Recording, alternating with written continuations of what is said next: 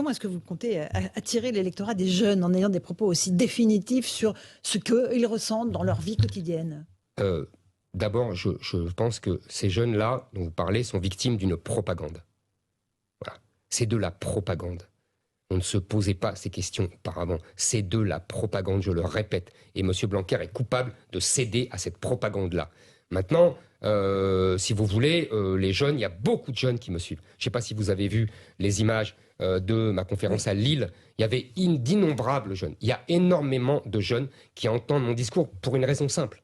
C'est ils vivent dans leur chair la société et le pays que nous leur avons fabriqué à force de naïveté, à force de lâcheté, cette société multiculturelle que nos aînés ont vantée et qui se retrouve une société multicriminelle. Aujourd'hui, ces jeunes, ils peuvent mourir pour une cigarette refusée ou pour un regard qui ne plaît pas à certains. Regardez, vous avez vu cet élu qui a dit qu'il y a une épuration ethnique dans sa ville. Gilles Gatret, Les Républicains. Voilà, Le mot épuration ethnique ne vous fait pas... Mais c'est ce qui est... Ne vous évoque pas, vous qui aimez l'histoire, une page sombre de notre histoire? Mais vous savez, écoutez, moi j'aimerais bien savoir comment vous appelez quand dans un quartier, dans une ville, dans une banlieue, il y a une population qui vient du sud, de l'autre côté de la Méditerranée, et qui chasse par le nombre, par la violence, par le changement de mœurs, qui chasse la population qui était là.